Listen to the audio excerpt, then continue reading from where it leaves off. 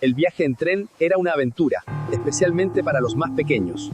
Dejando Santiago atrás, se abría un nuevo futuro en el sur. ¿Qué es esa cosa? No sabemos de dónde viene, pero nos está volviendo locos a todos aquí. Isang gabi, noong 1873, may isang tren na umalis mula sa bayan ng Iquique patungo sa gitna ng disyerto ng Atacama. Sakay nito ang 200 pasahero, mga minero, negosyante, pamilya at bata. Ang destinasyon nila, isang estasyon na tinatawag na Estasyon Humberstone. Pero hindi sila nakarating. Hindi dahil na-aksidente sila. Hindi dahil nasira ang tren. Ang nakakatakot, ang buong tren, kasama ang riles, ang istasyon, at ang 200 tao ay biglang naglaho. Parang bula. At hanggang ngayon, walang nakakaalam kung saan sila napunta. Upang maunawaan natin ang misteryong ito, kailangan nating bumalik sa ika-19th na siglo, sa panahon ng saltpeter boom sa Chile. Ang disyerto ng Atacama itinuturing na pinakatuyong disyerto sa buong mundo. Pero sa ilalim ng tigang na lupang ito, may nakatagong kayamanan, ang caliche, isang mineral na pinagkukunan ng saltpeter o white gold noong panahong iyon. Ang saltpeter ang pangunahing sangkap sa paggawa ng fertilizers at explosives. Dahil dito, naging sentro ng industriya ang rehiyong ito. Noong 1870s, mahigit 100 opisina ng saltpeter ang itinayo sa disyerto. At kasabay nito, dumagsa ang mga tao mula Chile, Bolivia, Peru at maging Europa. Isa sa pinakamalaking opisina ng saltpeter ay ang La Palma, na kalaunan ay pinangalan ng Oficina Santiago Humberstone bilang parangal kay James Thomas Humberstone, isang English engineer na nagpaunlad ng industriya ng saltpeter. Ayon sa mga tala ng Serbisyo Nasyonal de Turismo ng Chile, noong kasagsagan ng industriya, ang mga saltpeter offices ay may 46,000 manggagawa at 118 opisina na kumakalat sa rehiyon. At sa gitna ng operasyong ito, may isang istasyon ng tren na hindi pangkaraniwan, ang Estasyon Humberstone. Pero hindi ito ordinaryong istasyon. Ayon sa mga lumang mapa na natuklasan ng mga mananaliksik noong 1990s, may isang bagay na kakaiba sa istasyong ito. Sa mga dokumento ng Compañía de Salitres y Ferrocarril de Antofagasta, lumalabas na ang Estasyon Humberstone ay may secret spur line, isang lihim na riles na hindi lumalabas sa mga pampublikong mapa. Saan ito patungo? Walang nakakaalam. October 27, 1873, isang gabi ng Biyernes, ang tren na El Expreso del Desierto ay nakatakdang umalis mula sa Estasyon Sentral de Iquique patungo sa interior ng desyerto. Karaniwang itong biyahe, isang rutang dinadaanan ng mga minero at mga ngalakal. Pero sa gabing iyon, may kakaiba. May 200 pasahero ang nakasakay, kabilang dito ang 137 manggagawa ng saltpeter na pauwi matapos ang 2 linggong shift. May 43 na kababaihan at 20 bata na sasama sa kanilang mga asawa sa mga mining town. Mayroon ding 12 negosyanteng Europeo na dala ang kani-kanilang mga produkto at may 8 opisyales ng kumpanya ng tren. Ang schedule, aalis ng 7 ng gabi, darating sa Estasyon Humberstone ng 10:30. 8 pang estasyon ang dadaanan bago ang Humberstone. Normal na ruta, tinatahak na ito sa loob ng 5 taon. Umalis ang tren sa oras. Huling nasaksihan ito ng mga tao sa Iquique bandang 7:15 ng gabi habang papalabas ito ng bayan. At doon na nagtapos ang lahat ng record. Alas 8:30 ng gabi, ang unang istasyon na dapat sanang dinaanan, Estasyon Alto Hospicio, ay hindi nakatanggap ng kahit anong senyales mula sa tren. Walang sipol, walang ilaw, walang anumang indikasyon na dumaan ito. Alas 9, ang pangalawang estasyon, Estasyon Poso Almonte. Wala pa ring tren. Alas 10, ang ikatlong estasyon, Estasyon La Tirana. Walang dumating. Alas 10:30, sa Estasyon Humberstone, naghihintay ang mga residente. May mga asawang babae na naghanda ng pagkain. May mga anak na sabik makita ang kanilang mga ama.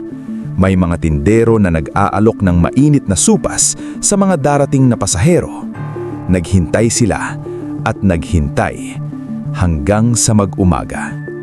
Hindi dumating ang tren. October 28, 1873, 6 a.m. Sa opisina ng Ferrocarril de Tarapacá, nagsimula ng magpanik ang mga opisyales. Isang tren na may 200 pasahero, nawawala ng walang bakas. Agad nilang ipinatawag si Don Ricardo Valenzuela, ang chief dispatcher ng kumpanya. Nunca había pasado algo así. Envié a los revisores de vías inmediatamente. Les dije, sigan la ruta, revisen cada kilometro, encuentren ese tren. Hindi pa ito nangyayari dati. Agad kong pinadala ang mga tagasuri ng riles. Sinabi ko, sundan ninyo ang ruta. Suriin ang bawat kilometro. Hanapin ang tren na iyon. Lumabas ang grupo ng mga inspektor sakay sa isang maliit na handcar. Sinundan nila ang riles mula Iquique. Unang istasyon, walang abnormal. Pangalawa, maayos ang riles. Pangatlo, walang senyales ng aksidente. Pero bandang 10 a.m., may nakita silang kakaiba. In between Estasyon La Tirana and Estasyon Humberstone, ang 5-kilometer bahagi ng riles, ang mismong riles, ang wooden ties, ang ballast, ay wala. Not damaged, not buried, gone. As if someone picked it up and carried it away. At hindi lang yon. Sa dulo ng nawawalang riles, may natuklasan silang hindi nila inaasahan. Natagpuan nila ang karatala ng Estasyon Humberstone, ang mismong kahoy na poste na may nakasulat na pangalan ng estasyon.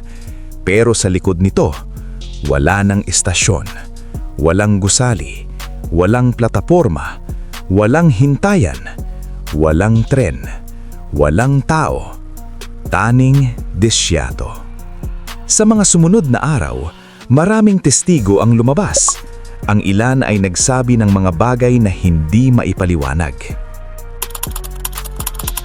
Doña Elena Mamani, aged 67 in 1873. Esa noche, yo estaba en mi choza cerca de la vía.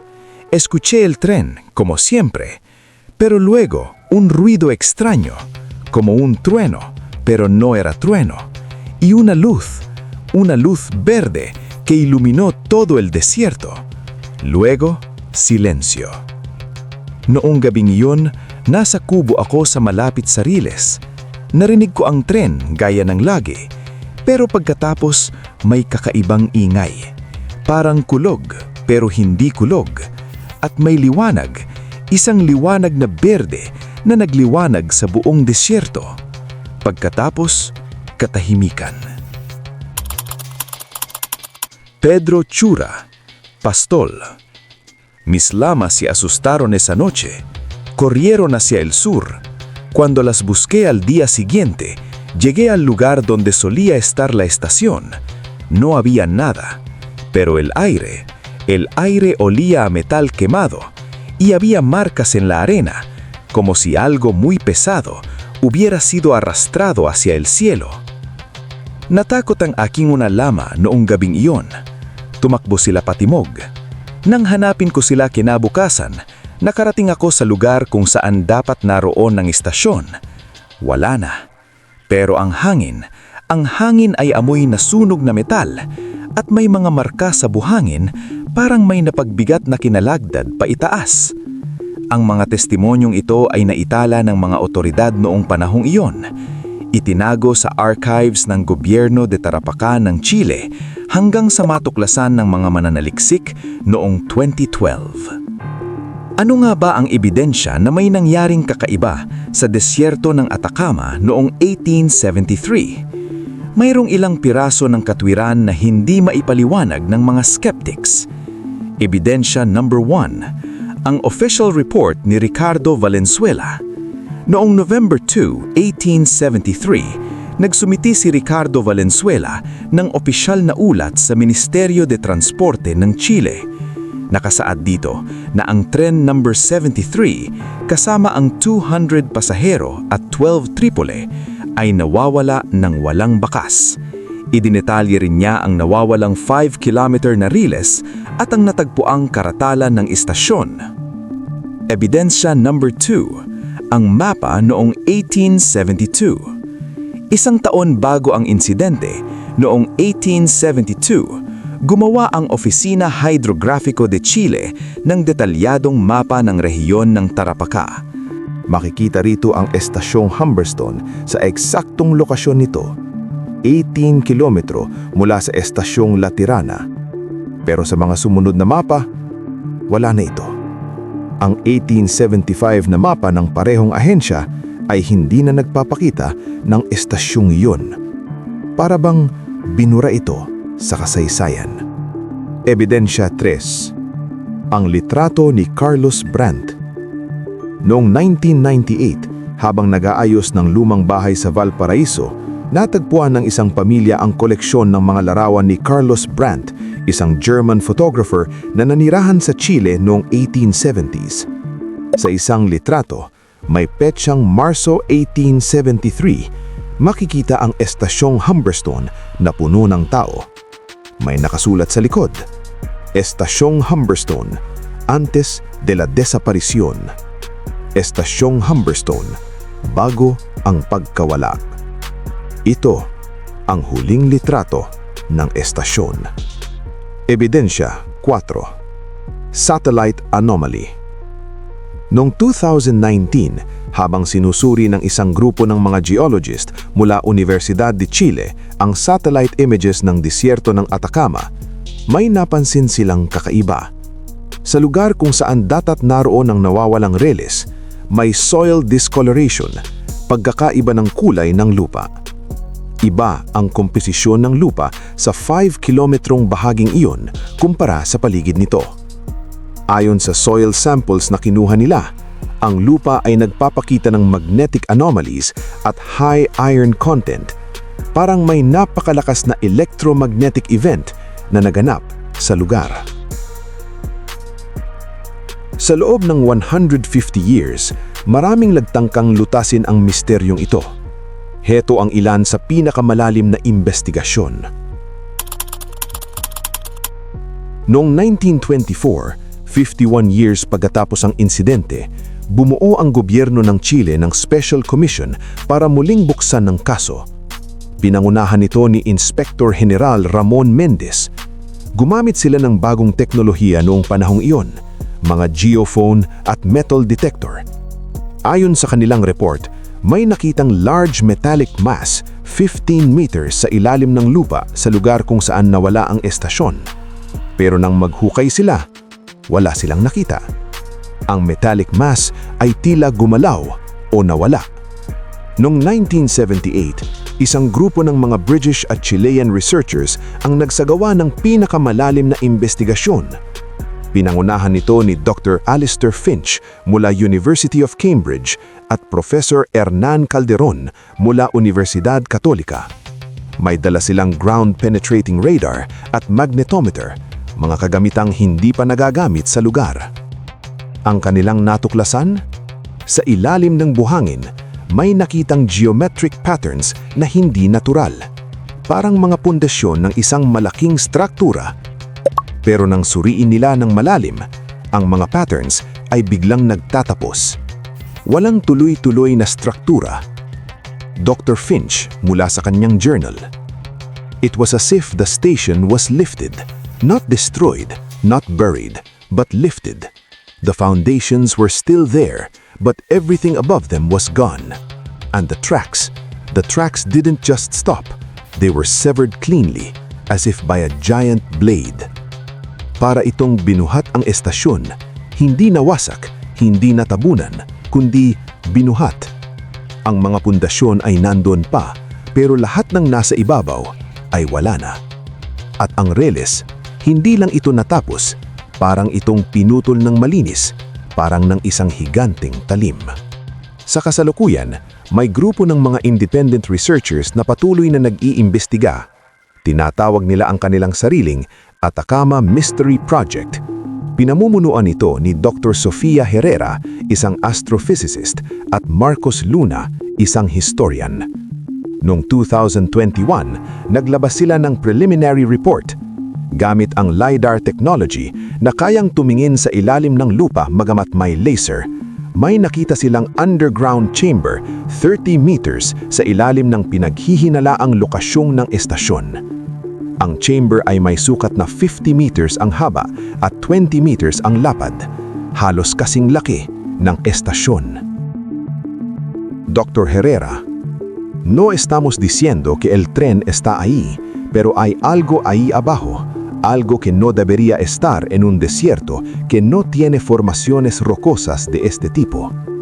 Hindi namin sinasabi na nandoon ang tren, pero mayroong isang bagay doon sa ilalim, isang bagay na hindi dapat naroroon sa isang disyerto na hindi may ganitong uri ng rock formations. Ano nga bang nangyari sa estasyong Humberstone at sa 200 pasahero nito? Narito ang tatlong pangunahing teorya. Teorya 1. Natural phenomenon sa disyerto ng Atacama na hindi pa lubusang nauunawaan ng siyensya. Ayon sa geologist na si Dr. Klaus Richter mula University of Heidelberg, ang disyerto ay mayaman sa iron ore at copper, mga metal na conductor ng kuryente. Sa ilalim ng lupa, may mga magnetic anomalies na maaaring lumikha ng napakalakas na electromagnetic field. Sa ilalim ng tamang kondisyon, tulad ng solar storm o geological shift, maaaring lumikha ito ng electromagnetic vortex na may sapat na lakas para iangat ang isang tren? Posible kaya? Sinasabi ni Dr. Richter na theoretically, kung ang vortex ay sapat na malakas, maaari nitong i-ionize ang mga metal at gawin itong levitate. Pero iangat ito at dalhin sa ibang lugar? Wala pang scientific evidence para dyan. Ikalawang teorya, hindi nawala ang tren, itinago ito ng gobyerno. Ayon sa historia na si Jorge Peña, may mga dokumentong natagpuan siya sa Archivo Nacional de Chile na magpapakitang may lula ng tren na hindi dapat nakarating sa publiko. Ano ang lulan? Ayon kay Peña, ang 12 negosyanteng Europeo ay hindi ordinaryong negosyante. Sila raw ay mga agents ng iba't ibang European powers na nakikipag-negotiate para sa saltpeter concessions. At ang dala nilang produkto, hindi produkto, kundi mga documents at maps na nagpapakita ng lihim na ruta patungo sa Pacific Ocean, isang ruta na gusto ng Bolivia at Peru na itago mula sa Chile. Bakit itatago ng gobyerno ang tren? Ayon kay Peña, posibleng nagkaroon ng international incident, pinatay ang mga European agents at para hindi magkaroon ng digmaan, pinanagutan na lang na nawala ang tren. Pero kung totoo ito, saan napunta ang 200 pasahero? Hindi raw sila pinatay, inilipat lang sa ibang lugar at binigyan ng bagong pagkakakilanlan. Ikatlong teorya, ang pinakamisteryoso sa lahat, ang teoryang paranormal. Ayon sa paranormal researcher na si Pablo Cáceres, ang disyerto ng Atacama ay isa sa mga dimensional hotspots ng mundo. Maraming ulat ng UFO sightings, strange lights at missing time sa lugar na ito. Ang electromagnetic anomalies na nakita ng mga geologist, maaaring ito raw ay portal o gateway sa ibang dimension. Ang tren, ang halip na sumunod sa normal na ruta nito, ay maaaring na-derail hindi sa pisikal na riles, kundi sa fabric of reality.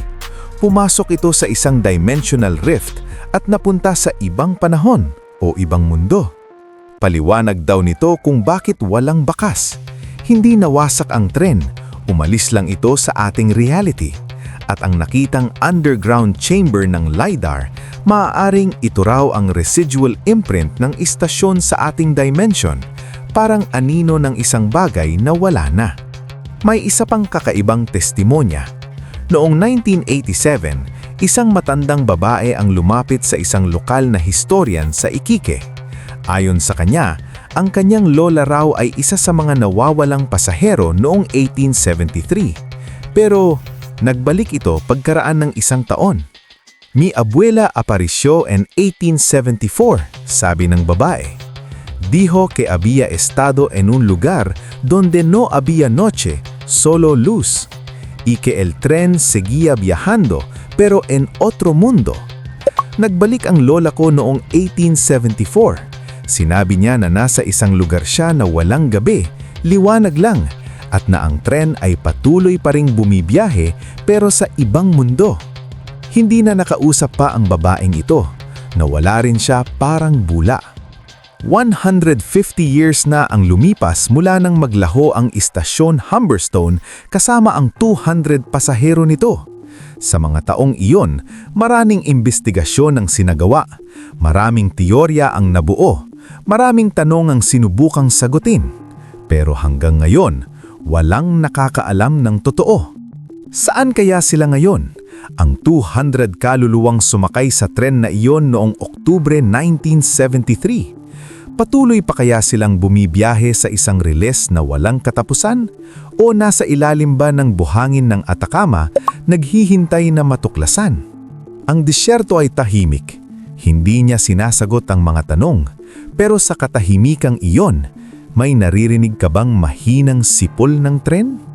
O baka naman, nasa riles ka rin ngayon at hindi mo alam na isa ka na pala sa mga pasaherong naglalakbay patungo sa hindi natin alam. Ang estasyon Humberstone, ang tren, ang 200 pasahero, saan nga ba sila napunta? Kung may sagot ka, sabihin mo sa amin, pero kung wala, samahan mo kaming magtanong.